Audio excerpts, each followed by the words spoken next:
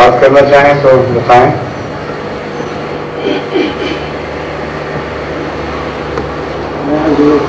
ہاں ٹھیک ہے.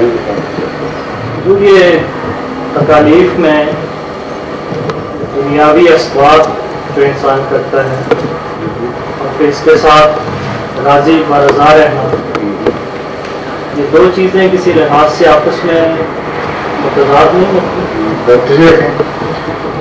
آپ کے سوال کا جواب حضرت صلی اللہ علیہ وسلم نے ایک بہت خوبصورت مثال کے ذریعے دے دیا ہے. آپ نے فرمایا کہ توکل یہ ہے کہ اونٹ کا گھٹنا باندھو اور پھر بے خوف ہو کر چلے جاؤ. توکل یہ نہیں ہے کہ اونٹ کا گھٹنا نہ باندھو اور خدا کو کہو کہ وہ اونٹ کو سنبھالی رکھے پیچھے. مطلب یہ ہے کہ انسان کا کام ہے اسباب کی رعایت کرنا. اسباب کی رعایت اپنی ذات میں کافی نہیں ہوا کرتی، اور اگر اسباب کی رعایت کر کے اسباب پر انسان توکل کرے تو وہ مشرک بن جاتا ہے. اگر اسباب کی رعایت کر کے خدا پر توکل کرے تو وہ خدا کا بندہ بن جاتا ہے. یہ بنیادی سبق ہے اس تعلیم میں. چنانچہ جب آپ رعایت کے اسباب کرتے ہیں تو جو انسانی کوشش ہے وہ آپ نے کر لی، لیکن بسا اوقات انسانی کوشش کافی نہیں ہوتی، اور انسانی کوشش میں بھی خطرات بہت سے مضمر ہوتے ہیں. مثلا آپ کا ریٹنا ایک ڈاکٹر ٹھیک کر رہا ہے، ایکسیڈنٹلی اس کا ہاتھ گہرا حل ہو چل جاتا ہے. جو ٹھیک کر رہا تھا اس کی بجائے وہ ایسا زخم بھی بتا سکتا ہے کہ اور بھی تکلیف پیدا ہو جائے بجائے آنکھ ٹھیک ہونے کے. فکس پڑ جاتے ہیں بعض ڈاکٹرز کو آپریشن کے دوران، اس کی بھی کوئی ضمانت نہیں ہے. آپریشن اندر سے ٹھیک کیا ہے لیکن اندرونی ایسے واجہات ہیں، ایسے اسباب ہیں جنہوں نے کامیاب نہیں ہونے دیا. انسان کے اندر اور بیماریاں ایسی ہو سکتی ہیں جو اس کی دوسرے صحت کی کوششوں کے درمیان یعنی ہائی ہو سکتی ہیں. تو یہ سارے وہ ایسے فیکٹر ایسے بہت سے اور ہیں جن کے نتیجے میں اسباب پر توکل کرنا اور اسی کو کافی سمجھنا بڑی ضروری ہے. ایک زمیندار ہے، سارا سال محنت کرتا ہے، اس کی فصل پکنے کے لیے تیار ہو جاتی ہے، گھر آنے کے لیے صرف اس نے بھاری لگانی ہے تو اولے پڑ جاتے ہیں. اب اس کا ساری اس کی محنت اور اسباب کا توکل کہاں گیا؟ بعض دفعہ ایسا واقعہ ہوتا ہے کہ آری لے کر گھر سے لوگ نکلتے ہی نہیں ہیں، کلیتاً آنن فانن ایک فصل تباہ ہو جاتی ہے. تو اتنا زیادہ حصہ خدا کا باقی ہے کہ اس سے تعلق، اس سے دعا اور اس کے نتیجے میں خدا سے فضل چاہتے رہنا یہ ایک انسان کی دائمی ضرورت ہے. چنانچہ قرآن کریم نے اس میں دعا کے مسئلے پر روشنی ڈالتے ہوئے فرمایا کہ فما یابأ بکم ربی لولا دعاؤکم فقد کذبتم فسوف یکون لزاما. اگر تمہاری دعا نہ ہوتی، کہتے ہیں محمد رسول اللہ صلی اللہ علیہ وسلم کو مخاطب کیا گیا ہے، کل ما کان یابأ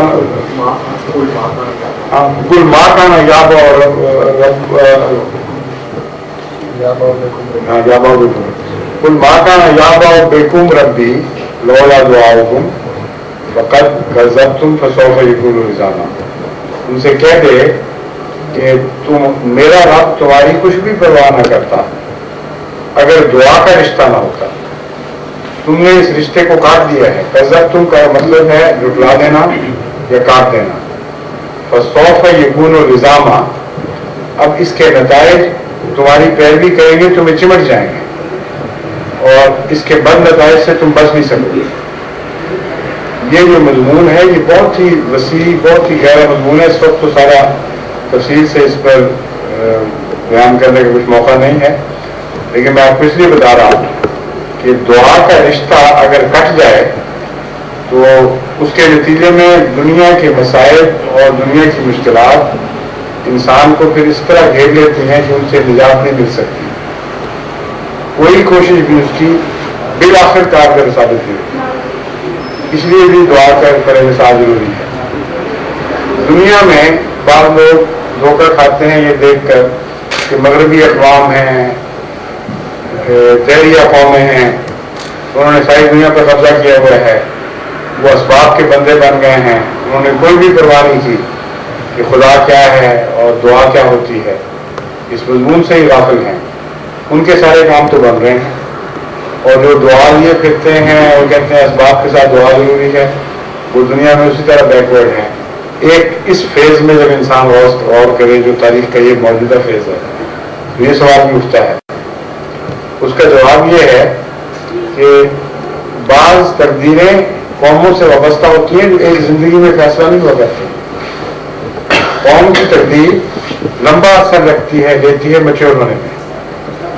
اور اس کے ان قوموں کے متعلق خدا تعالیٰ نے قرآن کریم میں پہلے سے خبر دی ہے کہ ان کی ساری کوششیں اس طرح عدالت جائیں گی کہ ان کے لیے ان کے ہاتھوں سے عذاب کا سامان بنے گا.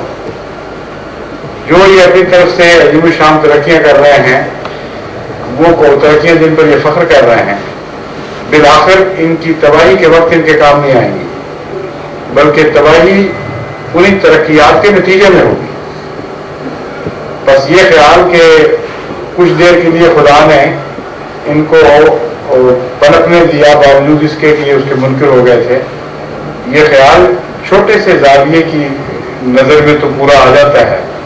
وسیع نظر سے دیکھیں، اگر عالمی سطح پر دیکھیں، قومی سطح پر دیکھیں، تو ہر جگہ آپ کو یہی معلوم ہوگا کہ یہ قومیں بالآخر بد نتیجے کو پہنچی اور صف ہستی سے مٹا دی گئی. لولا دعاؤں کو ان کی جو تقدیر ہے وہ ان پر بھی جاری ہونی ہے. چنانچہ قرآن کریم میں متعدد جگہ ملتا ہے یہ ذکر. اب آپ یہ دیکھ لیں کہ جو بھی نیوکلیئر سائنس میں ترقی کی ہے اس دنیا نے،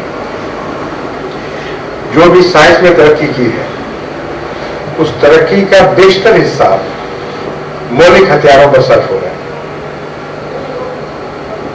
روس کی اکانومی میں اگر آپ فوجی خرچ کو نکال دیں تو نصف سے کم خرچ ہے جس پر سارا ملک پڑ رہا ہے.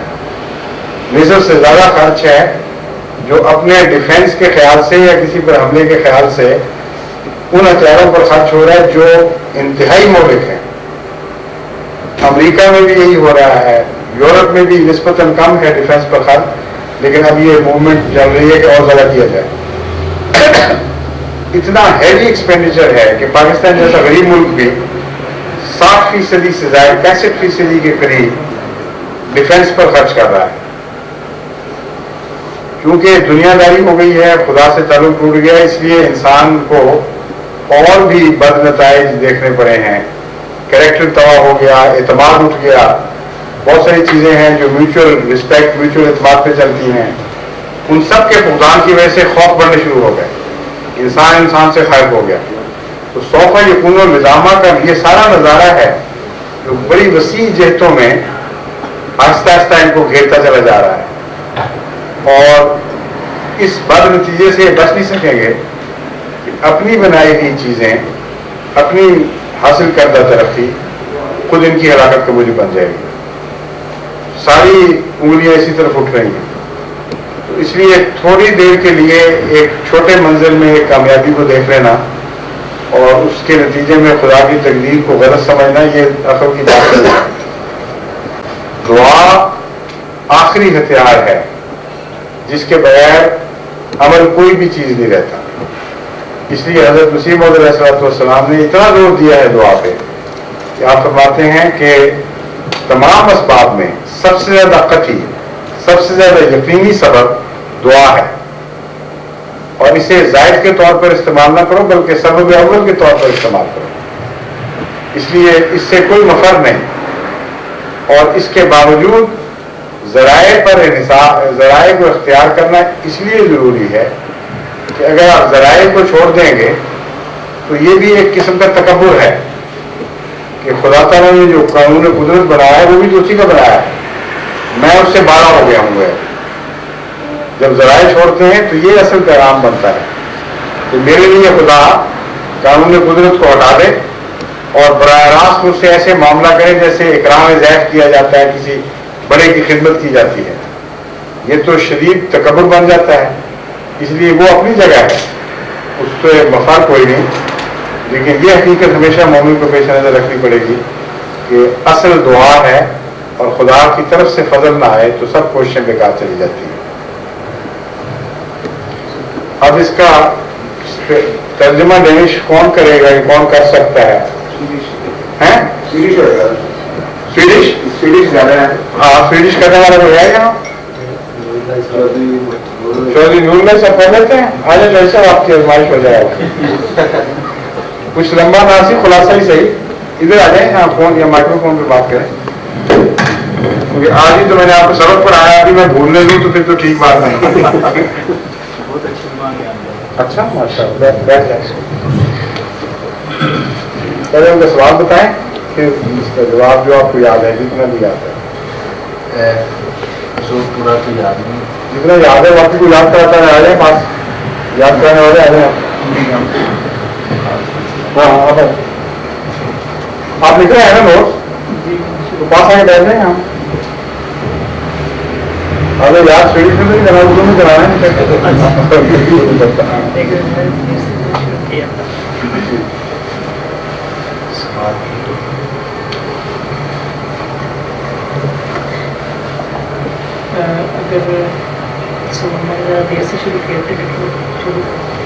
سوال یہ تھا کہ اسباب کو اختیار کرنا کیوں ضروری ہے اگر دعا کے ذریعے نتیجہ نکلتا ہے، اور اگر اسباب کو اختیار کرنا ضروری ہے تو پھر دعا کا کیا مقصد ہے؟ ان دونوں کے درمیان کیا تعلق ہے؟ کیوں ایک کے بعد دوسرے کی ضرورت پیش آ جاتی ہے؟ یہ الفاظ ان کے نہیں، مگر یہ سوال کی اصل روح یہ تھی. اس کو بیان کر دیں، اس کے بعد کے جواب دیں. Karim Saab har ställt en fråga till Azur, och då var det att Karim Saab sa att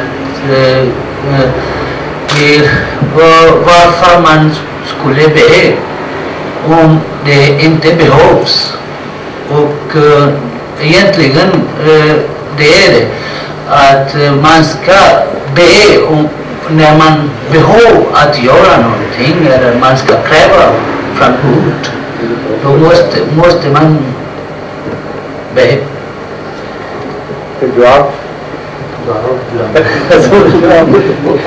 جواب بھی تو بتائیں. جواب پہلے یہ دیا تھا میں نے کہ اسباب کا جو دنیا کے ذریعے ہیں اس کو اختیار کرنا اس لیے ضروری ہے کہ انسان مجبور ہے خدا تعالیٰ کی بنائی ہوئی کائنات جو ہے اس سے استفادہ کرے، اس سے آزاد نہیں ہے. اسباب کو ضرور اختیار کرنا پڑتا ہے، انسان اس سے بالا نہیں ہے. لیکن صرف اسباب کو اختیار کرنا کافی نہیں ہوا کرتا. بہت سارے ایسے فیکٹرز ہیں جو انسان کے اختیار میں نہیں. اگر اسباب کو اختیار کر کے نتیجہ چاہے گا، ضروری نہیں کہ وہ صحیح نتیجہ نکلے جب تک اللہ کا فضل شامل نہ ہو.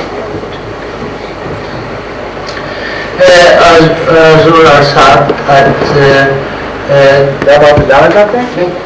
وہ کوشچن کرنا چاہتے ہیں کہ جی پولیس والے آپ کو ایک کوشچن کرنا. ہاں ہاں آ جائیں. کسی میں آگے بھی آ جاتے کام ہے. ان کو کرسیاں لے بیٹھے ہیں، کسی بیٹھے. ہاں جی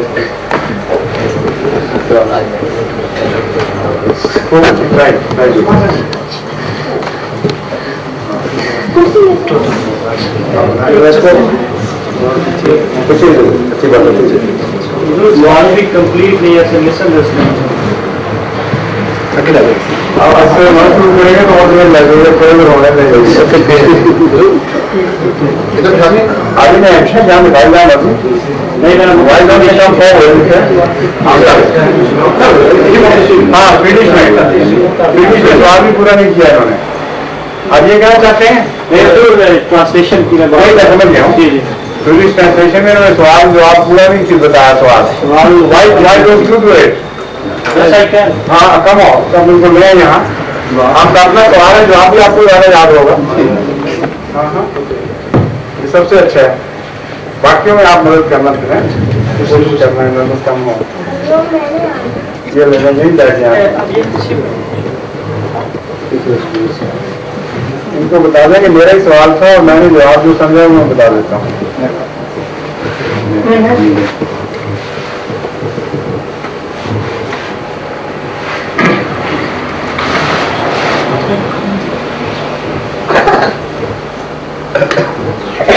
Jag har ställt en fråga till vår ledare, vår Hazur, att det är två saker. För det första är om det händer någonting ont, inte bra till en människa, så försöker han förbättra den här problem med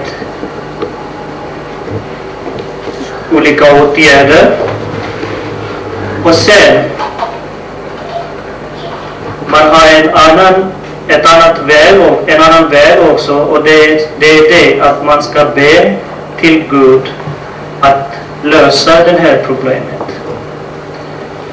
Och man ska vara nöjd med den situation som man befinner sig. Så frågan var att är det inte något kontrast i de två olika saker? För det första att man gör själv någonting att förbättra den här situationen, och för det andra att man är nöjd också med den situation som man har hamnat i från Gud. Svaret från Hazur är att man måste göra själv det försök att förbättra en situation, den som man har hamnat i, därför att det är också Gud som har skapat som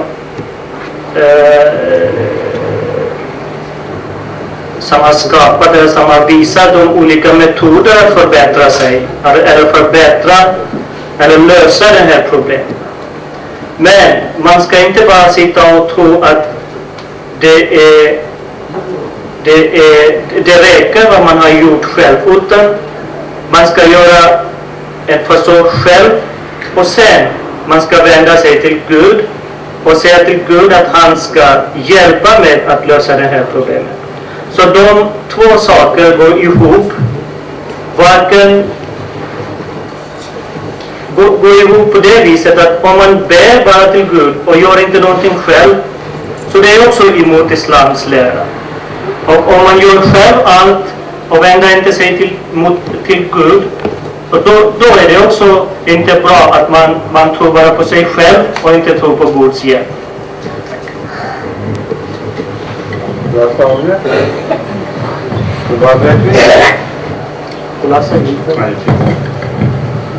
Would you like to say something in Swedish or in English?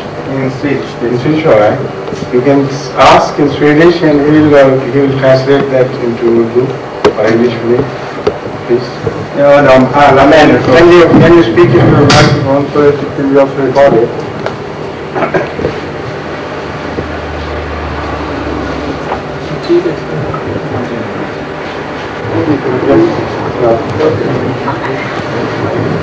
Jag undrar om alla människors öde är förbestämt av Gud. Och om det är så i så fall, hur kan någon göra något emot Gud?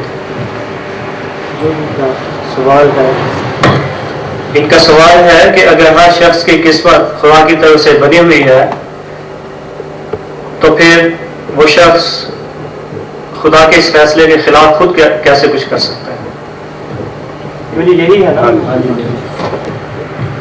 हर शख्स की किस्मत इस तरह नहीं बनी हुई कि खुदा ने हर शख्स को मजबूर किया हुआ है कि तुम बुरा करो या अच्छा करो। कुरान करीम में अल्लाह ताला इस बात को खोल के बयान फरमाता है, फमन शाह फलयकफुर वमन शाह फलयकफुर वमन शाह फलयुमिन वमन शाह फलयकफुर। ला इकराह फिद्दीन फरमाया इससे पहले, जिसका मतलब यह है कि किसी किस्म का कोई जबर इंसान पर नहीं है। वो चाहे तो कुछ ईमान ले आए, चाहे तो इनकार कर दे।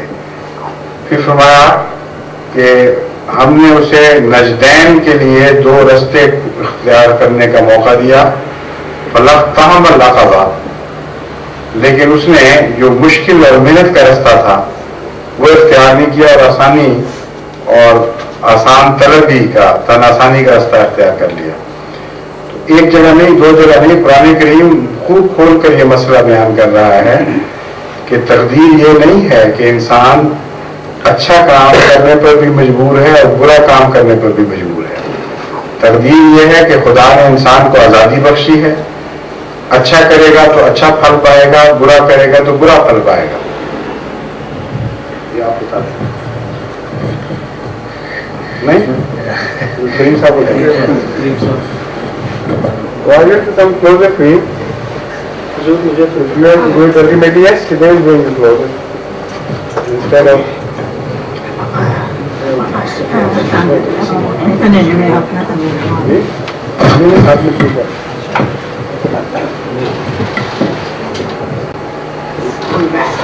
should be well within my reach so that I can take it.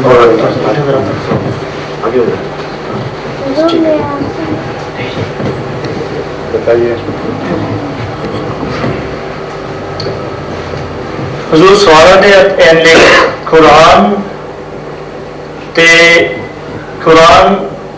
Koran Allah tvingar inte någon människa att göra någonting. Det finns två vägar. En är lättare för att göra något och en är lite svårare. Och människorna ofta väljer den lättare väg att följa. Ett öde är man är inte tvungen att följa någonting enligt Islam eller enligt Koran, utan om man gör en dålig sak så får man en dålig resultat, och gör man en bra sak så får man en bra resultat. Så vi fortsätter, det är inte hela svaret utan det är bara början av svaret. سے پوچھیں کہ اگر ان کے ذہن میں یہ تقدیر کا یہ جو خیال ہے تو یہ انہوں نے کہاں سے لیا؟ عام مشہور ہونے کی وجہ سے یا کسی اس مسلمان نے ان کو بتایا کہ اسلام میں یہ تقدیر کا خیال ہے؟ Varifrån fick ni den här idén om öde? Är det enligt islam eller är det ni själv som tror på öde? Ja, jag själv i så fall. उसका अपना जो ये है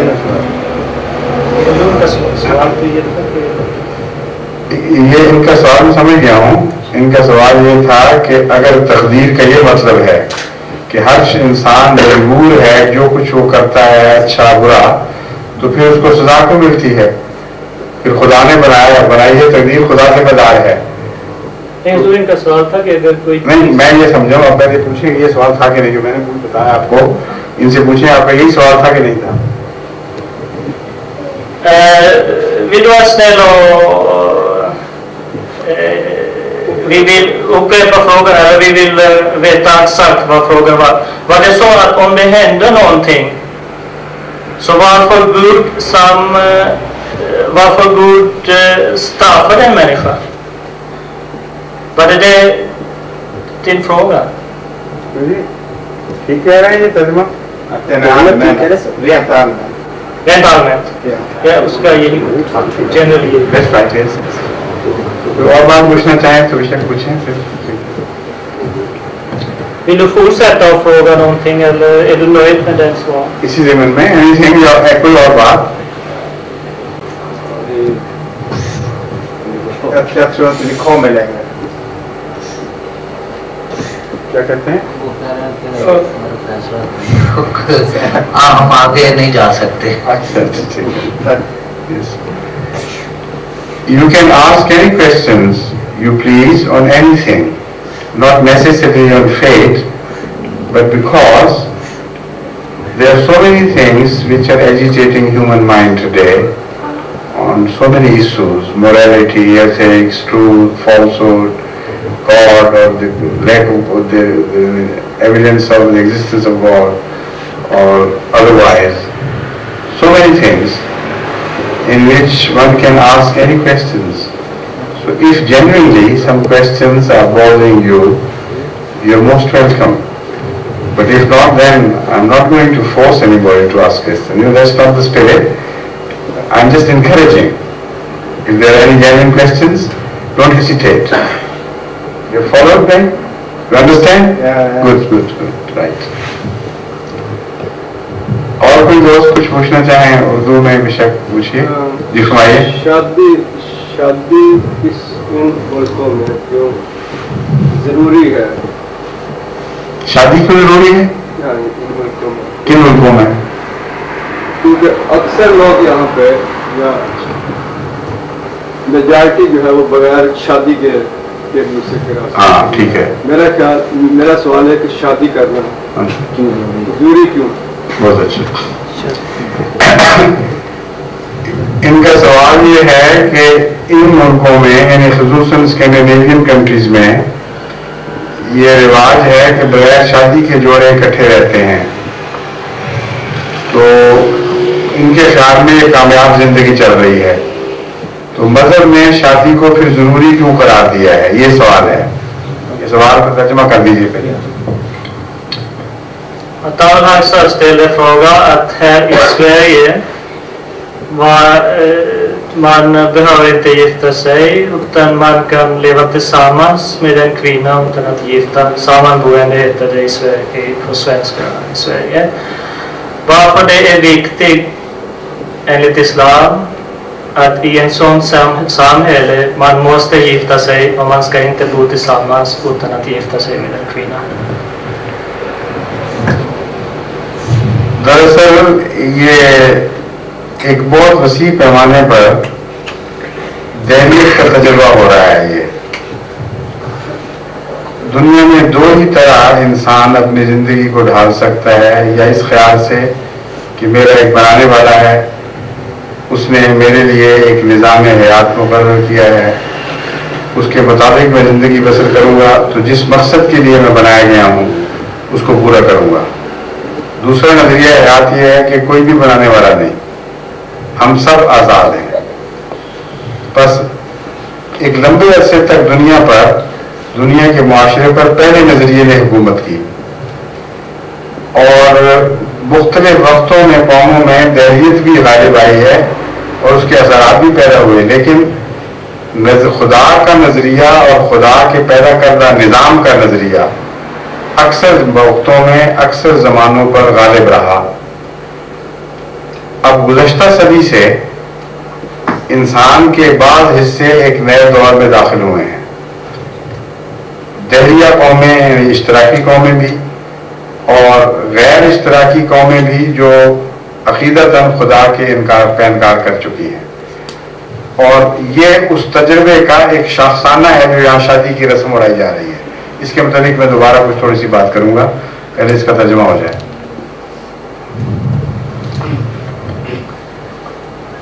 Det finns två sätt att leva.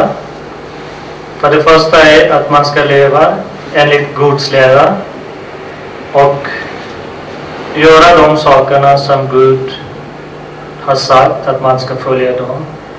Och den andra väg att leva är att man ska inte tro på Gud och man ska tänka att man är fri och man ska göra precis vad man vill.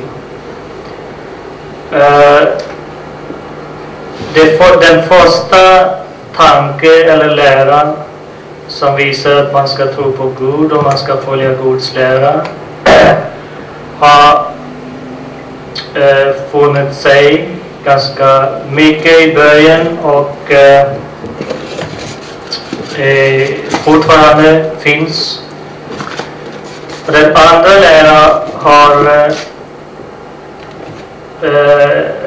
اشتراکیت کی کیا ہے communism کی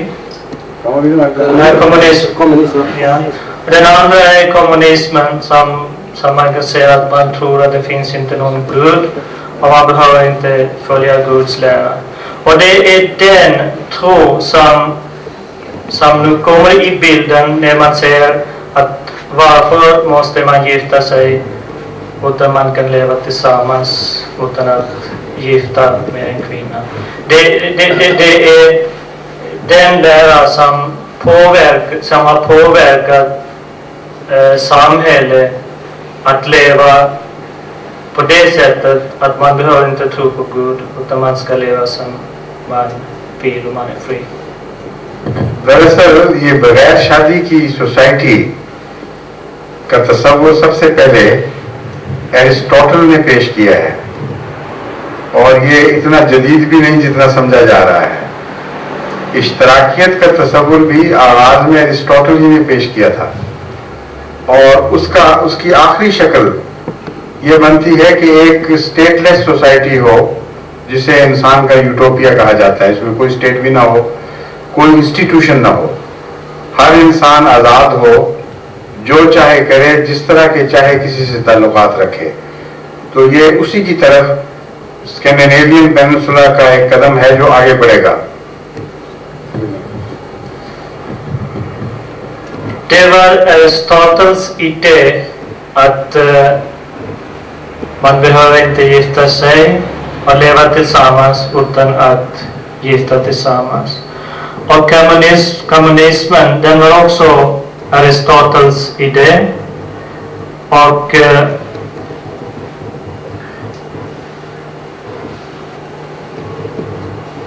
उसके stateless उसके तस्वीर ये था कि कानून सारे Aristotels idé var så att allt ska vara fri. Det behövs inte någon stat, det behövs inte någon familj, det behövs inte någonting. Man kan leva absolut fritt och man kan göra allt som man vill. Och इंसान की अकल ऐसी कामुल हो जाए आखिर कि वो मुताज ना रहे किसी तालीम की, किसी कानून की, और बच्चे भी सारे स्टेट के हो जाएंगे। Och så man ska vara så fri att man behöver inte alls känna någon behov av någon stat eller någonting eller någon familj. Och alla barn ska också vara fri. Och det är staten eller det är staten som ska äga barnen. Det ska inte finnas någon förälder som har någon förbindelse med barn.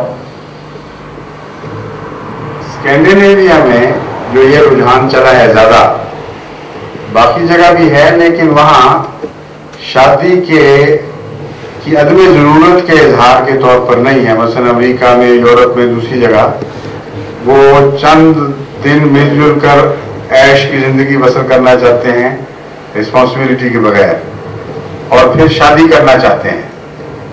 लेकिन Scandinavia में जो रुझान चला है वो ये है कि शादी के बगैर एक दूसरे के साथ वही कायम रखें ताल्लुकात जो मियाँ बीवी और जॉइंटली घर भी चलाएं, और ये समझें कि कोई ज़रूरत नहीं है इंस्टीट्यूशन की। जब तक हम मिल के रहते हैं, मिल के रहें, जब अलग होना चाहें आराम से अलग हो जाएं। ये जो रुझान है ये उस तस्वुर के करीब तर है कि जहाँ हर बच्चे की जिम्मेदार स्टेट हो जाएगी और कोई फैमिली नहीं होगी। Det här idén som kommit i Skandinavien att man ska leva utan äktenskap, den har kommit direkt från Aristoteles idé. Det finns ett sådant system att leva tillsammans i andra länder också utan Skandinavien. Men det finns en viss skillnad mellan dem och mellan det som händer i skandinaviska länder. De lever bara för tillfälliga, eller de lever bara för tillfälligt och sen vill gifta sig efteråt. De kan leva tillsammans en viss period och sen gifta sig och bilda en familj. Men vad som händer i Skandinavien är att de känner inte någon behov av att bilda en familj, eller de känner inte någon behov av att gifta sig med varandra, utan de lever tillsammans och har barn tillsammans så länge det går bra. Och de ska leva som en familj men utan äktenskap, utan att gifta sig. Och sen den här trenden, det leder till en sån samhälle där alla barn går till staten eller hör till staten, och det är staten som ska äga barnen. Det ska inte vara föräldrar som ska äga barnen. दो वजूहात हैं जो जिम्मेदार हैं इस रुझान की यहाँ. अव्वल ये कि यूरोप में सबसे ज़्यादा दहरियत स्कैंडिनेवियन कंट्रीज में पाई जाती है, और सबसे पहले सोशल फ्रीडम यूरोप में से सबसे पहले स्कैंडिनेवियन कंट्रीज में आई. हॉस्टल्स में लड़कियों और लड़कों का इश्तराक के साथ रहना, और दूसरी परमिसिव सोसाइटी, इसमें भी स्कैंडिनेविया लीडर है यूरोप का. तो दहरियत और ये दोनों चीज़ें इकट्ठी चलती हैं. रिस्पॉन्सिबिलिटी का एहसास की कमी, जवाब दे नहीं आदमी किसी को, मरने के बाद यहीं ख़त्म हो जाना है, तो क्यों किसी कानून की पैरवी करे फिर. इन वजूहात से यूरोप में से स्कैंडिनेविया पहले ऐसी सोसाइटी के लिए तैयार हुआ. दूसरा एक फैक्टर जिसने इस अमल को तेजी से आगे बढ़ाया है वो औरत की आज़ादी है. स्कैंडिनेविया में औरत की आज़ादी के नाम पर ऐसे कानून बने जिन्होंने बिल आखिर औरत पर जुल्म के नतीजे में जाहिर होना था. चुनाचे इतने हकूक औरत को दिए गए बीवी को खामद के मुकाबल पर कि जिस वक्त चाहे बीवी चाबी अपने कब्जे में करे और कान पकड़ के खामद को बाहर निकाल दे और सूटकेस बाहर रख दे और कहे कि दोबारा इस घर में घुसना नहीं. गैर मामूली इख्तियारात औरत को मिलने शुरू हुए. नतीजा ये निकला कि मर्द जो पहले ही खुदा से बेबहरा हो चुके थे, नावाकिफ हो चुके थे, खुदाई कानून का कोई एहतराम नहीं था, सोसाइटी फ्री हो गई थी, उन्होंने ये सोचा कि अगर हमने कानूनी शादी की तो हम कानून से मजबूर हो जाएंगे कि औरत को ज्यादा हकूक दें, और औरत कानून का अंगूठा हमारी गर्दन पर रखकर हमसे जो चाहे मनवा लेगी. तो हमने ऐशो इशरती करना है, फ्री रहते हैं. अब औरत आजाद रहने की वजह से हम पर हकदार नहीं है. दोस्ती है, वो बराबर की शरीक है, उसमें मर्जी है वो दोस्ती रखे, मर्जी है ना रखे. तो शादी के बगैर घरों का जो रिवाज है उसमें ये दो फैक्टर्स इकट्ठे हैं जो जिम्मेदार हैं. कानून का औरत के हक में ज्यादा मायल हो जाना और खुदा से तसव्वुर से आज़ादी. इसके नतीजे में लाजमन बेशादी के खानदानों ने पैदा होना था.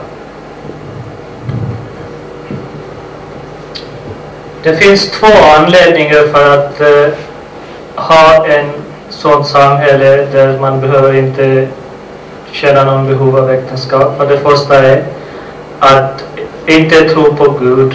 Man ska leva fri, man ska vara tillsammans på studentbostäder och tillsammans, man bor tillsammans med kvinna och man och ha mycket mer frihet och inte tänka på Gud eller inte ha några moraliska känslor som man ska. För det första är att man ska känna sig fri att göra allt som man vill. För det andra är att i dessa länder kvinnorna har fått så många rättigheter att de rättigheterna har skrämt männen att gifta sig.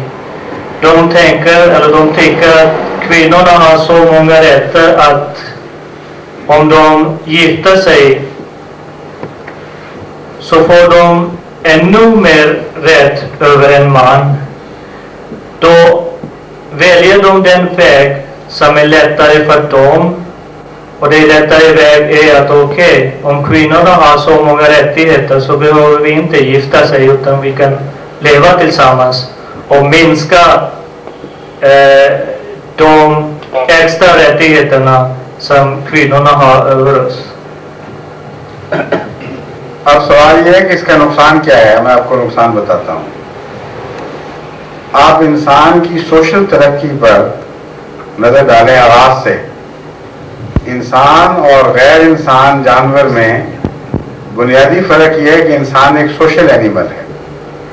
اور انسانی society کی بنیاد اس کی خاندانی زندگی سے شروع ہوئی تھی.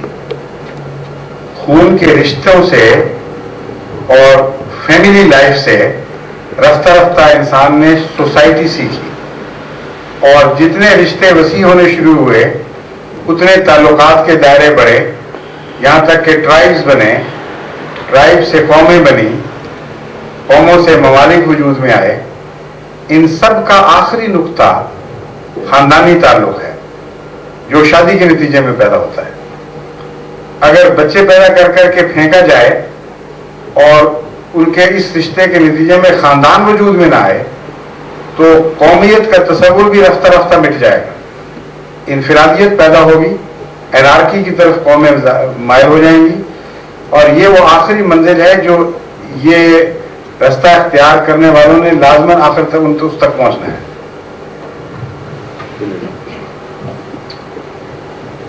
Nu så berättar den sociala aspekter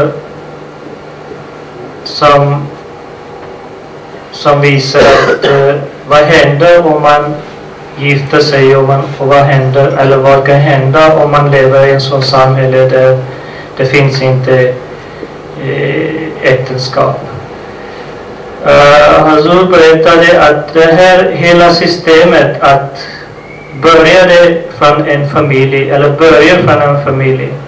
Man blir tillsammans med en familj och sen bildar man grupper, sen bildar man olika nationer och sen man utvidgar relationer bland människorna. Men grunden är att den startade från en familj att ha relation bland dem. اب مذہب نے جب شادی کی institution قائم کی تو ذمہ داریوں کی بھی تقسیم کی. شادی کا مقصد اگر آغاز زندگی سے بات چلائی جائے تو نسل کی حفاظت ہے, دراصل بنیادی چیز یہ ہے. اور نسل کی حفاظت کی خاطر اس میں خدا نے لذت رکھی. اگر لذت نہ رکھتا اللہ تعالیٰ تو لوگوں کو نسل کی حفاظت کی پرواہ نہ رہتی. اس لیے نسل کی خاطر نہ صحیح وہ مجبور ہیں اپنے فطرت سے کہ لذت جوئی کی خاطر کہ وہ اس تعلق کو قائم رکھیں. نسل کی حفاظت کا جہاں تک تعلق ہے اس کے ساتھ ذمہ داریاں وابستہ ہیں. اب اگر خاندانی رشتوں کے ذریعے نسل کی حفاظت کی جائے اس کے تصور آپ باندھیے تو مذہب نے 7 ذمہ داریاں تقسیم کی ہیں. مرد کا یہ کام ہے, عورت کا یہ کام ہے, اور بچوں کی ذمہ داری ہے, تربیت کی ذمہ داری ہے, حقوق کی تقسیم ہے, جائیداد کی تقسیم ہے. مر جائے کوئی تو اس کی جائیداد کہاں جائے گی, اس کے ورثہ کی تقسیم کیسے ہوگی. یہ ساری جو سوشل ایکٹیویٹیز ہیں انسان کی, ان کو مذہب نے آئلی رشتوں کے تعلق میں تفصیل سے بیان کیا. اب جب خاندانی رشتہ ختم ہو گیا, میاں بیوی ختم ہو گئے, تو یہ سارے سوال لا ینحل رہ جائیں گے. کون کس چیز کا ذمہ دار ہے اس کا کوئی جواب نہیں.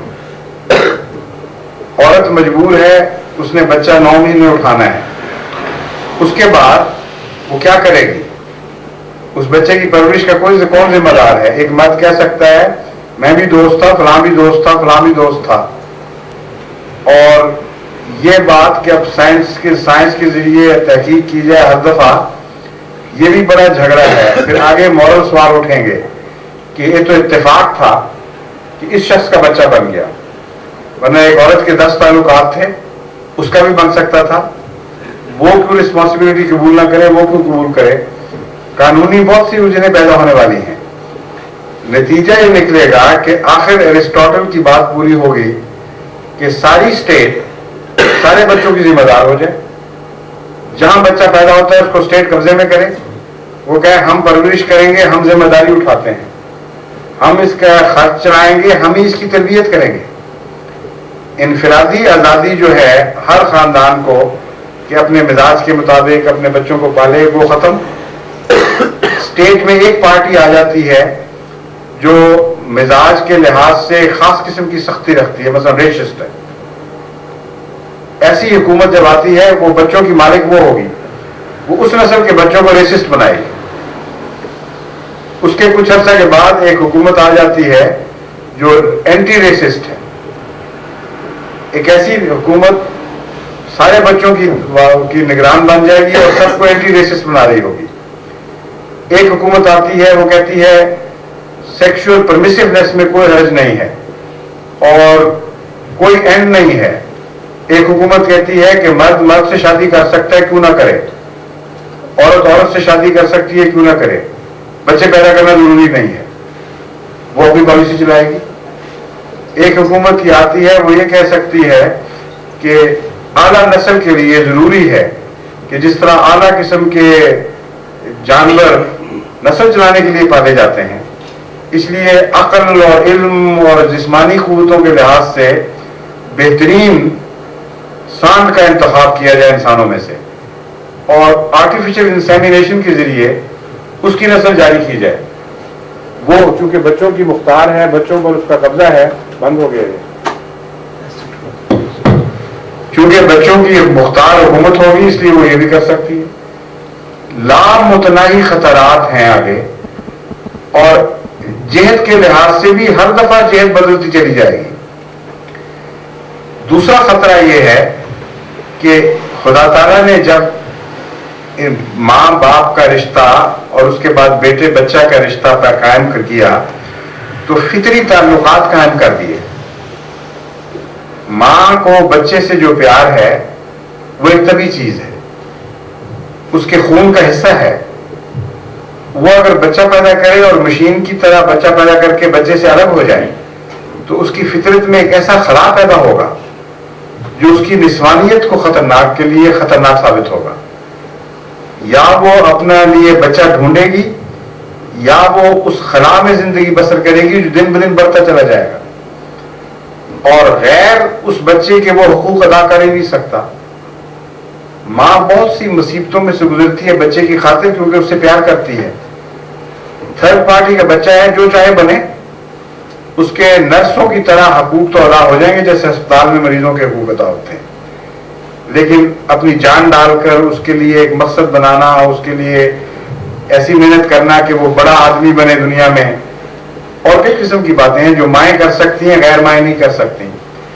تو قوموں پر اس قسم کی زندگی کے کہ خاندانی عائلی زندگی ختم ہو جائے اتنے گہرے اتنی مختلف جہتوں میں اثرات پڑ سکتے ہیں اور پڑیں گے کہ بہت لیٹ انسان کو معلوم ہوگا کہ میں ہلاکت کی طرف جا چکا ہوں جس سے واپسی اب ممکن ہے نہیں.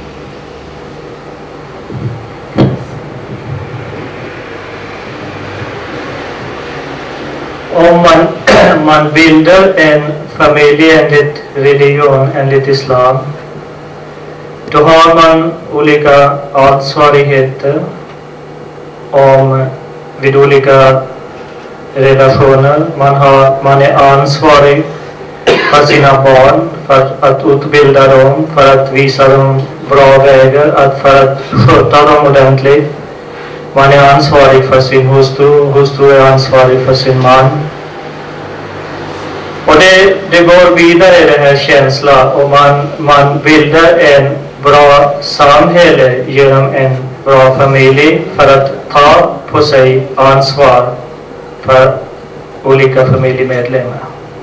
Nu vi ser vad händer om det finns inte någon familjesystem. Då försvinner det här ansvar. När en kvinna föder ett barn och om hon vet inte vem som är barnets pappa, då Jesus sa att då följer det här till Aristoteles idé att barnen ska gå till staten. När det finns inte någon äktenskap och barnet har kommit från, eller kvinnan vet inte exakt vem som är pappa, eller de vill inte acceptera tillsammans att man ska leva som en pappa. Då naturligtvis det är staten som är ansvarig för det nyfödda barnet. Nu blir det två olika saker. För det första systemet enligt religion, det är föräldrarna som är ansvariga för barnens uppfostran. Men i den här andra sättet, nu det är samhälle eller staten, inte samhälle, utan det är staten som är ansvarig för att ta hand om barnet och uppfostra honom. Men sen, vad händer vidare? Det är så att staten ska bestämma hur barnet ska uppfostra.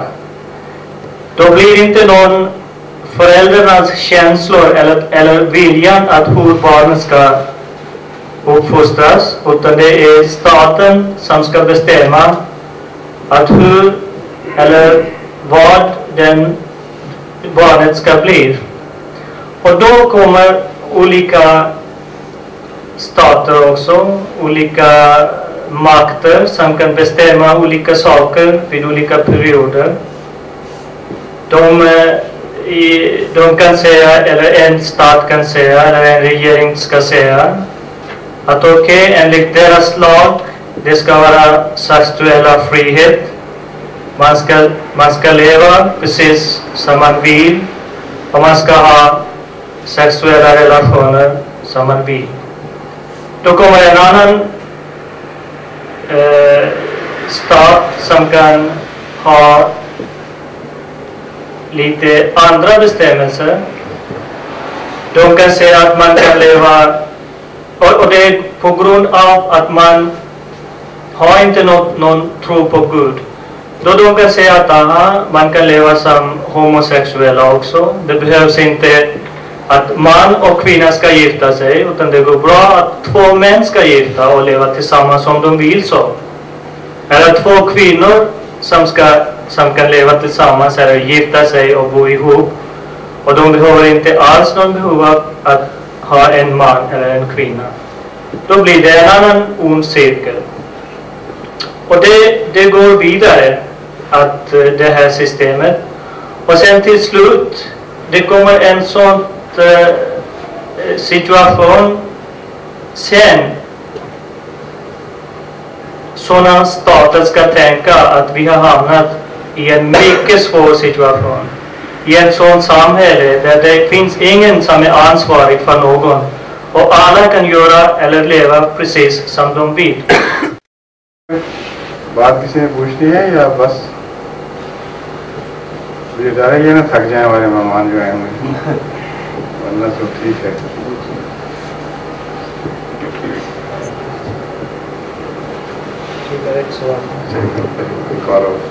हम अक्सर गैर मुस्लिमों को ये बताते हैं कि औरत और मर्द बराबर हैं, सिर्फ उनका दायरा कार जो है वो मुख्तलिफ है। मगर प्रैक्टिकल लाइफ में हम देखते हैं कि कोई भी और मुसलमानों में से भी कोई लड़की को पसंद नहीं करता। हर एक की ख्वाहिश होती है कि उसके घर लड़का पैदा हो। यहाँ तक कि नबियों को भी खुदा ताला ने जो दुआ सिखलाई तो लड़के के बारे में। सबसे अफजल नबी कौन था? नबी कितने लड़के थे आपके? वो मगर दुआ उन्होंने यही मांगी कि खुदा ने क्या दिया ये बताइए। खुदा ताला ने बेटी थी और बेटे भी थे। बेटे अगर जिंदा रहते तो अब तक क्यों कहते हैं आपको लोग? तो नस्ल के लिए ठीक है। नहीं ठीक क्या मतलब, जो बचपन में फौत हो जाए वो बेटे क्या हुए? वो तो जैसे अबॉर्शन हो गई वैसे वही बात है। जो बुलूगत को नहीं पहुंचा, जो नस्ल को जारी रखने का मुजरिम बना, जो असल बेटे का काम है, वो तो नाम हुआ ना बेटा। इसीलिए रसूलुल्लाह सल्लल्लाहु अलैहि वसल्लम ने इनको जब दुश्मनों ने अफ्तर कहा तो खुदा ने ये जवाब ही दिया कि अफ्तर कोई नहीं, मैंने बेटे दिए थे, बचपन में बुला लिए। वो तो लोग हंसते इस बात पर। वो भी समझते थे, रसूलुल्लाह सल्लल्लाहु अलैहि वसल्लम भी समझते थे कि ये बात दुरुस्त है कि आपको बेटे नहीं मिले। बचपन के बेटे तो कोई मायने नहीं रखते। जो फूल खिले ही ना शुरू में ही मुला जाए, जब कॉम्पनी बन रही हो तो खत्म हो जाए, वो फूल क्या हुए? इसलिए ये बात नहीं है। मैं आपको ये बताना चाहता हूँ कि इस्लाम ने जो बराबर कहा है تو سب سے عظیم الشان قربانی اس سلسلے میں رسول اللہ صلی اللہ علیہ وسلم نے دی ہے. خدا نے آپ کو نمونہ بنا دیا کہ اگر میرے نزدیک فرق ہوتا، بیٹے افضل ہوتے بیٹیوں سے، تو میں محمد رسول اللہ کو ضرور دیتا. ان سے جو سب سے زیادہ پیارے ہیں ان کو بیٹے نہ دے کر میں نے بتا دیا ہے کہ جب یہ تعلیم دے گا کہ برابر ہیں تو فرضی تعلیم نہیں دے رہا. میں نے خود اس سے یہ سلوک کیا ہے. اب بتائیں اس سے زیادہ بڑا ثبوت کیا ہو سکتا ہے؟ سوال جو یہ تھا کہ مانگا انہوں نے کہ مانگنا تو اگر بیٹے ہوتے تو بیٹی نہ مانگتے، بیٹیاں بھی مانگتے. قرآن کریم میں جو دعا سکھائی ہے اصل میں وہ نہ بیٹوں کے متعلق ہے نہ بیٹی کے متعلق ہے. یہ آپ غلط ترجمہ کر رہے ہیں. قرآن کریم فرماتا ہے حبلنا من ازواجنا وذریاتنا قرۃ اعین. ذریات کا لفظ ہے جو مرد اور عورت دونوں پر برابر چسپاں ہوتا ہے. بیٹے بھی شامل ہیں، بیٹیاں بھی شامل ہیں. بعض انبیاء نے دعا مانگی ہے اس لیے کہ نبی بنانا، نبی مانگتے تھے وہ خدا سے، اور چونکہ نبوت میں مرد کو خدا تعالیٰ نے چنا ہے، عورت نبوت کی ذمہ داریاں ادا نہیں کر سکتی، اس لیے مجبوری تھی. پھر حضرت مریم کی والدہ نے کیا دعا مانگی تھی، ملا کیا؟ وہاں بھی یہی سبق ہے. لیس الذکر کالانثی. اللہ نے فرمایا کہ اللہ جانتا ہے اور تم جس قسم کا لڑکا مانگتی تھی اس سے لڑکی افضل ہے، یہ جواب دیا ہے. تو اس لیے مذہب کی طرف غلط باتیں نہ منسوخ کریں. دعا بعض انبیاء نے مانگی ہے، اس سے کوئی انکار نہیں، لیکن جو خدا نے ہمیں دعا سکھائی ہے اس میں لڑکے مانگنے کی دعا نہیں ہے، اس میں نیک ذریت مانگنے کی دعا ہے. سمجھ گئے؟ اور آپ جواب اگر آپ کو یاد رہے تو کچھ نہ کچھ بتا دیں. Frågan var att vi ser enligt islam man och kvinna har samma rättigheter och de är samma, men ändå vi önskar att ha en pojke ofta istället för att ha en flicka. Hazur svarade den här frågan är att Muhammad sallallahu alaihi wasallam, den som var käraste till Gud, hade inte någon pojke, hade bara flickor, och de pojkar som han fått dog i barndom. Så Gud har inte lärt oss den lära att man ska be för att ha bara en pojke, utan enligt Koran man ska be att få olad ki kya Swedish, att få barn oavsett om det är en flicka eller pojke. Så det är inte enligt Koran eller enligt islam att man ska be bara för en pojke. Och sen när det gäller att några profeter hade också bett Gud att få en pojke, då var det en annan sak. Då hade de bett bara för att de ville ha en nabi från deras familj, från deras barn. Och då det är bara en man som kan bli nabi, inte en kvinna. Men den lära som Koran lärt oss är att man ska be till Gud för att ha barn oavsett flicka eller pojke. اور اپنا سوال کریں. حضور سوال ہے کہ قرآن کریم میں غالباً آل عمران میں جہاں ذبیحہ کا ذکر ہے، حلال کھانے کا ذکر ہے، وہاں یہ ذکر آیا ہے کہ ہم وہ چیز نہ کھائیں جس پہ اللہ تعالیٰ غیر اللہ کا نام لیا گیا ہو. آگے چل کر غالباً سورۃ الانعام میں قرآن کریم میں اللہ تعالیٰ فرماتے ہیں کہ ہم وہ چیز بھی نہ کھائیں جس پر اللہ تعالیٰ کا نام نہ لیا گیا ہو. سوال یہ ہے حضور کہ ایسا گوشت جس پر اللہ تعالیٰ کے سوا کسی اور کا نام نہیں لیا گیا، لیکن اللہ تعالیٰ کا نام بھی لے کر اسے ذبح نہیں کیا گیا، کھانا حلال ہے یا حرام ہے؟ اس کا ترجمہ کر لیں، اپنے سوال کا ترجمہ تو کر لیں. Min fråga till Huzur är att enligt Koran i part 3 står det i Koran att man ska inte äta den kött som har slaktat på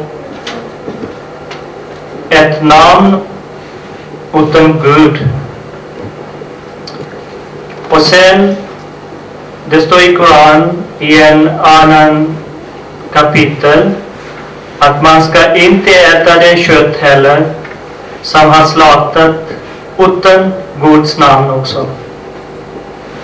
Nu frågan var att om den kött som är slaktat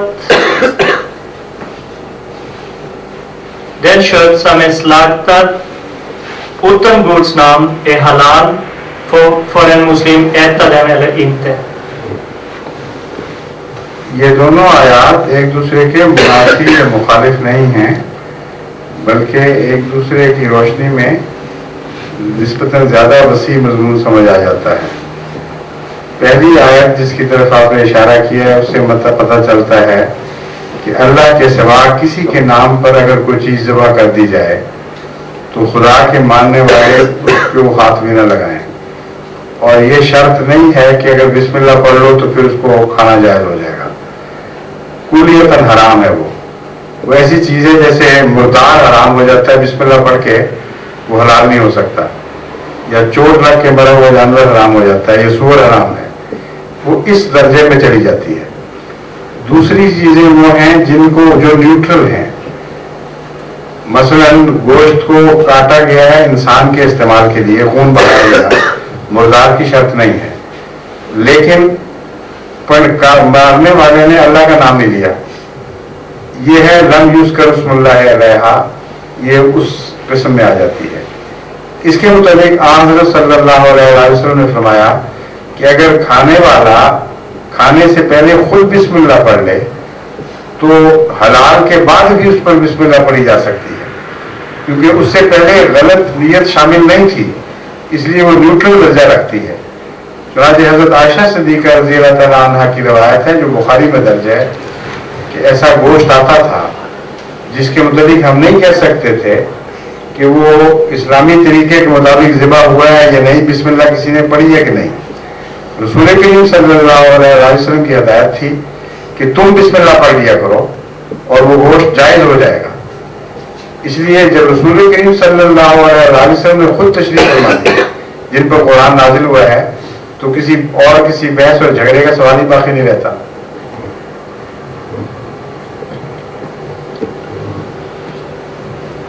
Hazur svarade att den första delen att om man får en sånt kött som är slaktat men inte på Allahs namn utan på ett annat namn är absolut förbjudet för en muslim att röra den eller äta den.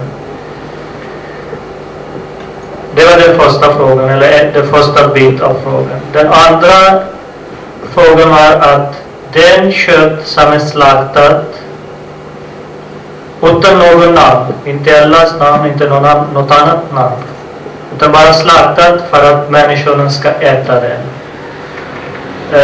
Hazur berättade en hadis enligt Hazrat Aisha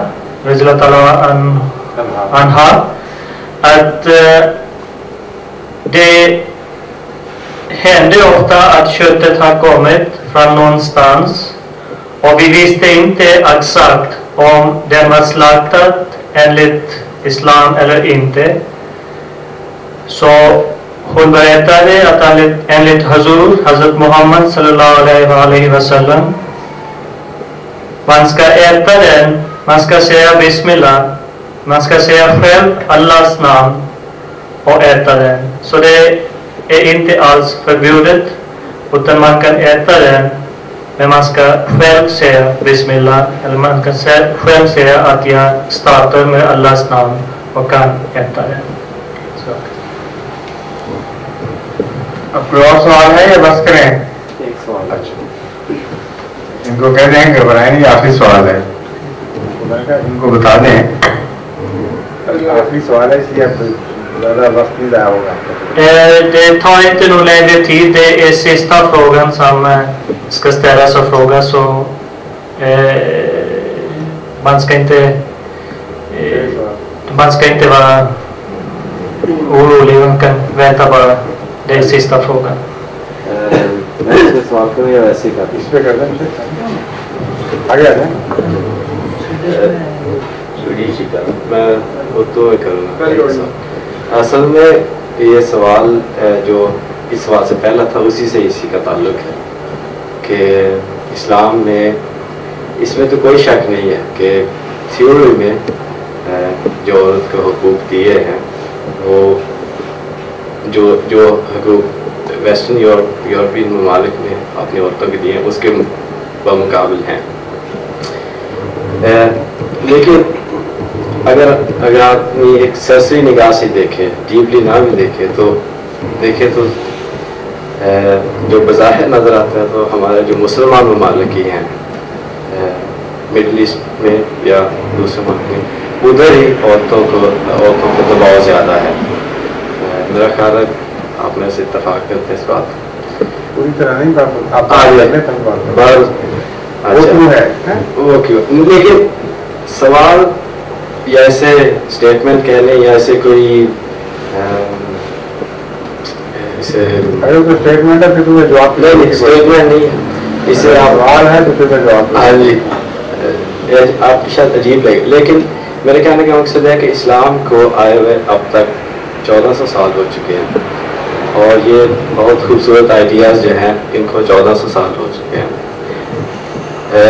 उसके बाद हमारी 7 साल जोबली भी होने वाली है जमात अहमदिया की, जिसको हम मतलब ये आइडियाज़ एक किस्म का रेनेसांस हुआ इस्लाम में, यानी उन्हीं आइडियाज़ को हमने दोबारा खूबसूरती से पेश किया. मैं समझता हूँ कि अभी भी औरत की पोजीशन या औरतों पे जो दबाव है मुसलमान ममालिक में भी और शायद मैं ये कह सकूँ जमात अहमदिया में भी, यानी थ्योरी में और जो प्रैक्टिकल वे ऑफ लिविंग है उसमें बहुत बड़ा गैप मुझे नज़र आता है.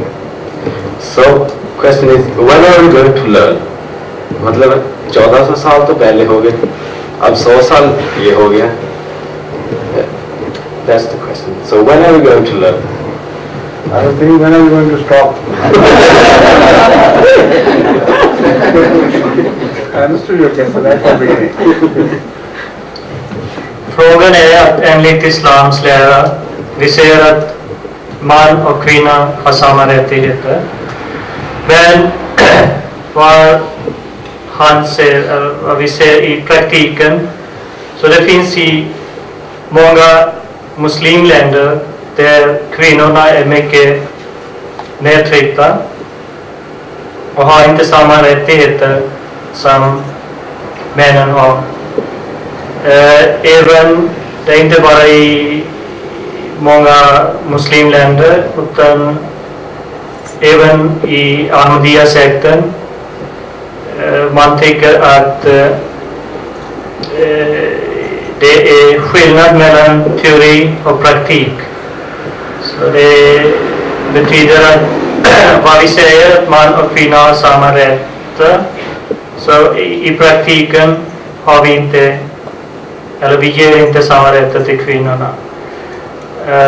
Det har gått 1400 år när Muhammad sallallahu alaihi wasallam hade kommit och islams lära hade kommit, men fortfarande vi ger inte de rättigheterna som islam gör berättigad till kvinnorna.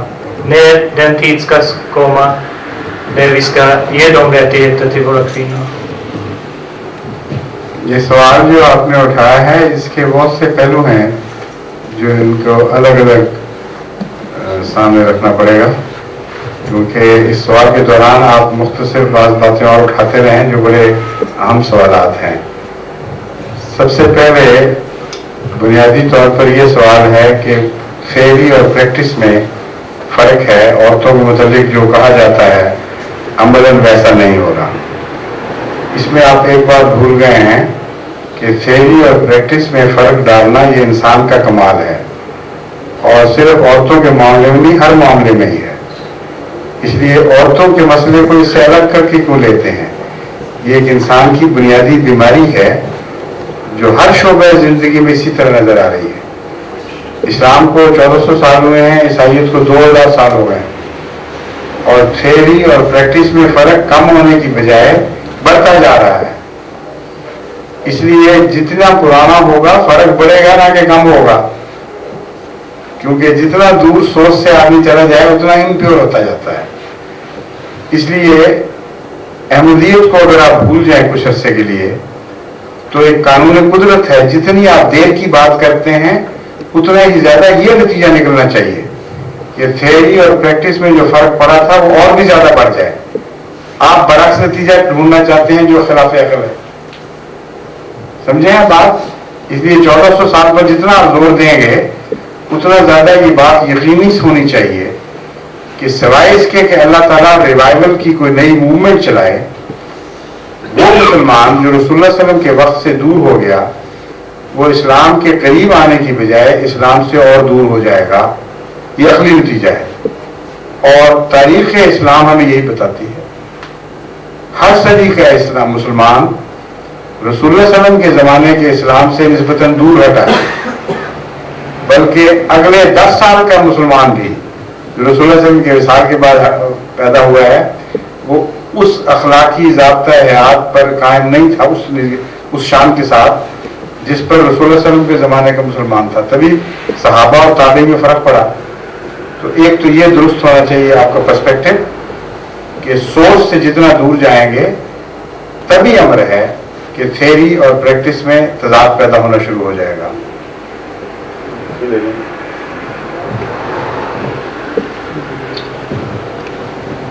Svaret är att den här frågan att det finns skillnad mellan teori och praktiken.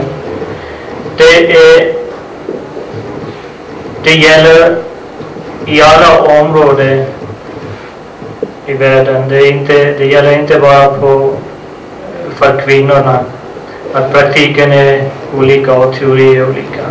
Utan det är i alla områden det händer sådana saker där det finns skillnad mellan teori och praktiken. Sen det är vi som är ansvariga för den här saken. Det är inte islams lära att man ska göra så, utan det är människorna själv som gör den här skillnaden mellan teori och praktiken. När det gäller den här frågan att 1400 år har gått när islam hade kommit och vi har än så länge har inte gett de rättigheterna som islam säger att vi ska ge till våra kvinnor. Hazur sa att ju mer tiden går desto mer vi går, eller människorna går ifrån den lära som hade kommit.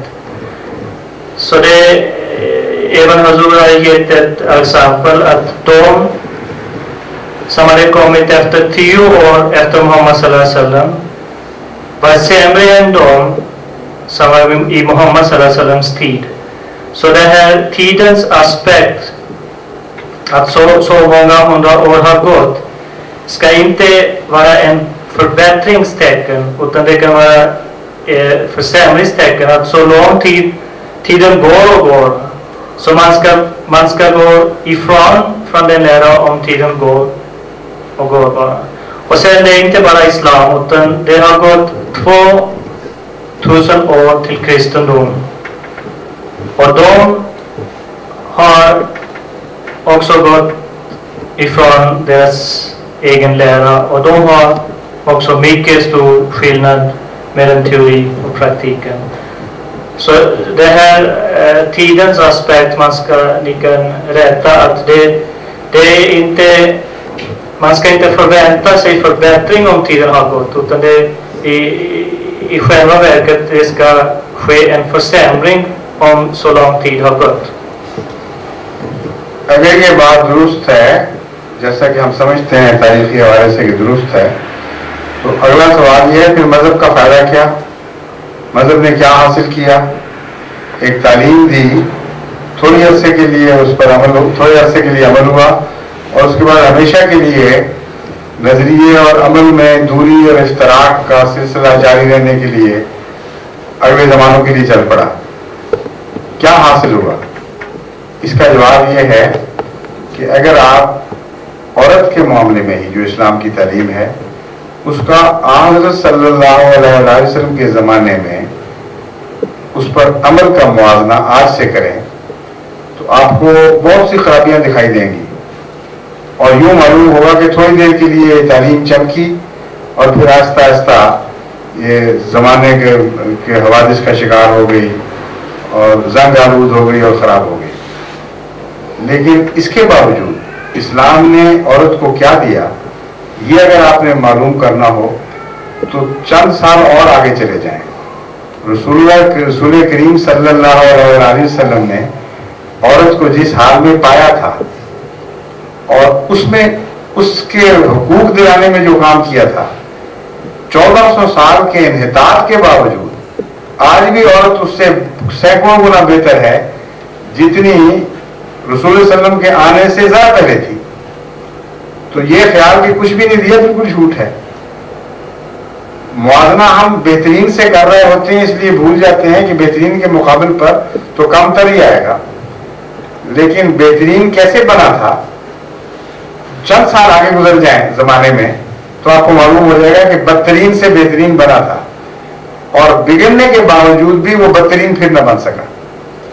चुनांचे रसूल करीम सल्लल्लाहु अलैहि वसल्लम के जमाने से पहले औरत विरसे में बांटी जाती थी, औरत को जिंदा दरगोर कर दिया जाता था, औरत मर्द से बराबर मर्द से गुफ्तगू करने की अहल नहीं थी, औरत घर में लौंडी की तरह एक गुलामाना हैसियत बसर करती थी, मर्द अपने खामन से मुकाबले पर बात करने का उसको हक नहीं था। बहुत सी ऐसी मुसीबतें थी जो औरत के साथ वाबस्ता थी, रोजमर्रा की उसकी जिंदगी के मसाइल हैं, बच्चों पर उसके हकूक हैं, उसकी बीमारियां, उसकी तकलीफें, हर मामले में औरत जुल्मों का शिकार थी। हज़रत सल्लल्लाहु अलैहि वसल्लम को खुदा ने जो तालीम दी, जो विरसे में बांटी जाती थी, वो विरसे की हकदार बन गई और पहली औरत है, पहली बार दुनिया में औरत को विरसे का हकदार करार देने वाला मजहब इस्लाम है। 1400 साल हो गए, ये भी तो देखें, आज तक एक भी मजहब ऐसा नहीं आया जिसने औरत को विरसा दिलवाया। अंग्रेजों ने के कानून ने भी चंद आज तक और स्वीडन के कानून ने भी आज तक और यूरोप के दीगर ममालिक के कानून ने भी आज तक बहैसियत औरत उसको वारिस करार नहीं दिया। माँ बाप का हक है पहले बच्चे को दें जिसको मर्जी दे जाएं, और कानूनन औरत आज भी विरसे का हकदार नहीं है। तो इस्लाम ने तो इतने एहसानात किए हैं कि सिर्फ एक ही अगर आप देख लें तो वो मिटते मिटते भी नहीं मिट सका। आज भी मुसलमान सोसाइटियों में अक्सरियत जगह पे औरत वारिस ही है, कहीं उसका हक भाई मार लेंगे थोड़ा सा, फिर भी कुछ ना कुछ उसको जरूर मिल जाता है और बहुत सी जगह पूरा भी मिलता है। तो आप मुआवजा रसूल सल्लल्लाहु अलैहि वसल्लम के ज़माने से ना करें बल्कि इस्लाम से पहले से करें, तो फिर आपको मालूम होगा कि इस्लाम ने औरत के लिए क्या कुछ किया है।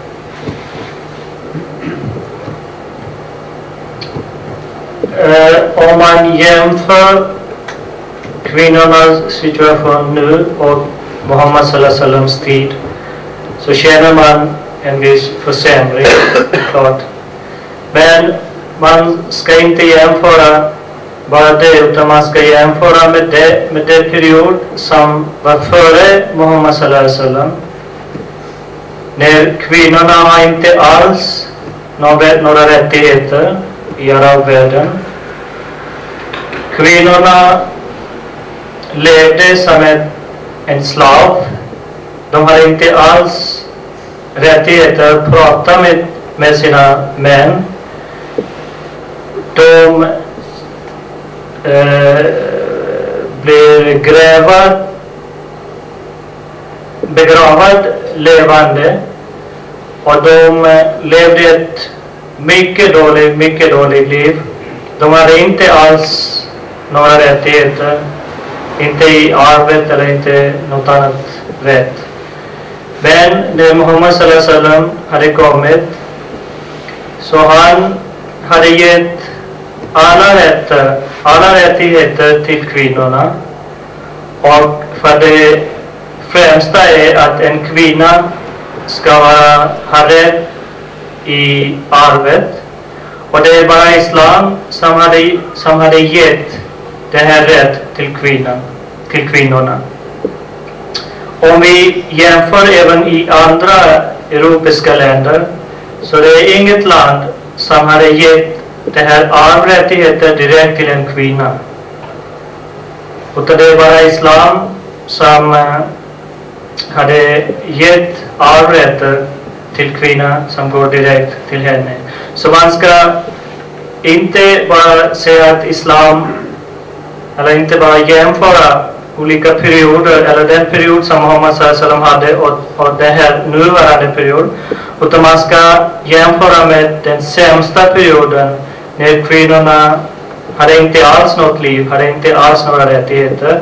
Och nu, enligt islam, kvinnorna har fått många rättigheter, även sådana rättigheter som finns inte i europeiska länder. Och det främsta är det här arvrättigheter som finns nästan i alla muslimländer. आखिरी बात ये, तीसरा नुक्ता आपने ये उठाया कि Europe में औरत से जो सलूक हो रहा है वो बहुत बेहतर है। ये दुरुस्त नहीं है, ये हालात से लाइल्मी का नतीजा है। बाकी यहाँ के इस मुल्क के हालात मैं नहीं जानता, मगर इंग्लिस्तान की खबरें हैं जो टेलीविजन पे आती रहती हैं, जो अखबार में छपती हैं, उनसे पता चलता है कि मर्द इतना औरत को मारते हैं और इतने मुजालिम करते हैं कि उनका तसव्वुर भी इस्लामी ममालिक में नहीं है। ऐसे ऐसी खौफनाक ज्यादतियां इस तहजीब के पर्दे के नीचे हो रही हैं आजकल। छोटे बच्चों से जुल्म, छोटी बच्चियों पे जुल्म, औरतों पे जुल्म। एक टेलीविजन प्रोग्राम आया, औरतों के हकूक की हिफाजत की एक ऑर्गेनाइजेशन ने पेश किया, बड़े वसी सवाल जवाब के बाद उन्होंने ये बताया कि अक्सरियत हमारे घरों में, और बहुत बड़ी बात है ये, कि अक्सरियत घरों में मजालिम हो रहे हैं, लेकिन औरतें शर्म के मारे और हया के मारे रिपोर्ट नहीं करती। जो रिपोर्ट करती हैं उनके जो अदाद शुमार हैं उससे पता चलता है कि हर साल 100% इजाफा होता जा रहा है, दुगुना हो रहे हैं। अब वक्त, तहजीब तो आगे बढ़ रही है बज़ाहिर, मजहब तो तारीख में पीछे रह जाता है। तहजीब से ये तवक्को होती है कि तरक्की करेगी और पॉलिश होगी। तो जितना तहजीब में इंसान आजकल दौर में आगे बढ़ रहा है, औरत पर जुल्म कम होने की बजाय इस तहजीब में ज्यादा हो रहे हैं। ये अदाद शुमार हैं जो किताबी सूरत में छप भी चुके हैं। उनका मैंने हवाला भी अपनी गुज़श्ता जलसे सराहना की तकरीर में औरतों में ये दिया था, वो जब छपेगी उस वक्त आपको पता चलेगा। ऐसे ऐसे मजालिम करते हैं कि अक्सर मर्द, शराब मसलन एक बीमारी है, वो भी इसके साथ चलती है। औरत का सिर दीवार से टकरा के इतना मारते हैं कि वो बेहोश हो जाती थी, और जब वो उसको होश आई तो इस तरह आई कि ठंडे पानी की टूटी के नीचे उसको सर रखा हुआ था खावन ने, और होश इसलिए दिलाई कि दोबारा वही खेल उससे खेले, फिर उसको दीवार से टकरा के उसने बेहोश किया। इस किस्म के दर्दनाक वाकयात इस कसरत से हो रहे हैं इस महज़ब सोसाइटी में कि आदमी हैरान रह जाता है। इसलिए ये ख्याल कर लेना कि कि यहाँ औरत बहुत खुश है, मुतमईन है, उसके हुकूक अदा कर हो रहे हैं, ये दुरुस्त नहीं है। बड़ी औरत तो फिर अपने आप को डिफेंड कर लेती है। अपनी बच्चियों पर, मासूम बच्चियों पर बलूगत से पहले उनको हवस का निशाना बनाकर इतने मजालिम हो रहे हैं कि इंग्लिस्तान के सिर्फ एक इलाके में, जो नॉर्थ ईस्ट का इलाका है, मिड नॉर्थ और ईस्ट का, वहां अदालत शुमार की रूह से 33% घरों में यकीनी तौर पर ये मजालिम हो रहे हैं। छोटी बच्चियों के ऊपर ऐसे बहीमाना जुल्म, अपनी बेटियों पर, गैरों की नहीं। और जहां तक गैरों का ताल्लुक है, वो तो आए दिन ऐसे वाकयात हो रहे हैं कि उनको छोटी मासूम बच्चियों को 3-3, 4-4, 5-5 साल की बच्चियां हवस का निशाना बनाया, कत्ल किया है ताकि वो रिपोर्ट ना कर सके और किसी जगह फेंकें। इतना दुख जिस सोसाइटी में मौजूद हो, उसको नजरअंदाज करके टेलीविजन के प्रोग्राम देखकर या नाचते गाते देखकर या गलियों में अच्छे लिबास या लिबास छोड़कर चलते हुए देखकर ये ख्याल कर लेना कि ये सोसाइटी फूलों की सेज है, ये दुरुस्त नहीं है। गहरा मुताले से पता चलता है कि जब मजहब मिट जाते हैं तो पीछे दुख रह जाते हैं बाकी, और दिन ब दिन फिर ये दुख बढ़ते हैं, क्योंकि पूछने वाला कोई नहीं। जब खुदा ही नहीं रहा, सवाल ही किसी ने नहीं करना, जुर्म के लिए इंसान जवाबदेह नहीं है, तो फिर जराइम का बढ़ना एक फितरी अमल है, उसको कोई रोक ही नहीं सकता।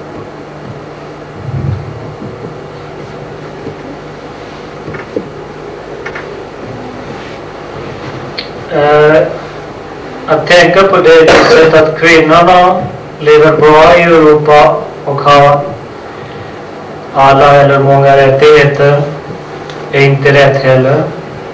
Hazur sa att Hazur vet inte exakt om Sverige, men vad Hazur har läst och tittat och sett i Storbritannien, så enligt deras tidningar och tv och böcker som kommer varje år, det är så många sådana fall där kvinnomisshandel är mycket vanlig sak, är vardagssak.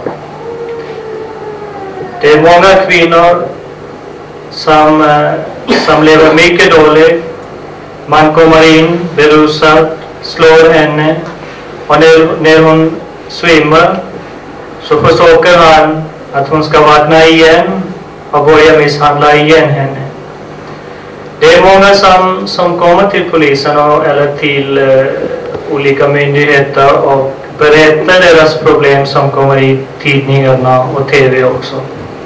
Men det är en stor procent kvinnor som vågar inte, de skäms. De vågar inte komma ut och säga till någon hur hennes man misshandlar henne. Vilket dåligt liv hon lever. Så det är två sorter av kvinnor som kommer i den här situationen. En är den grupp som efter misshandel kommer ut och säger och berättar till polisen eller till tidningarna, och de kommer i rapport eller i deras statistik och deras böcker. Men mer än den procent finns sådana kvinnor som efter misshandel berättar inte deras historia till någon. Och det är inte bara vuxna kvinnor, utan små flickor. Hazur berättade att en del av Storbritannien, det finns 33% av små flickor har drabbats med sådana sexuella misshandel. Och de är små flickor, omyndiga. Och det är inte någon annan, utan det är deras egna far som misshandlar dem och har sexuella relationer med dem. Så vi får titta lite djupare i deras liv och studera mer, tänka mer vilket liv de har. Så det går inte alls att jämföra med islam. Det liv som kvinnorna lever idag i Europa. अच्छा बस बैठा है, अब वक्त हो गया, मुझे जाना होगा, ठीक है। अच्छा अस्सलाम वालेकुम, शुक्रिया।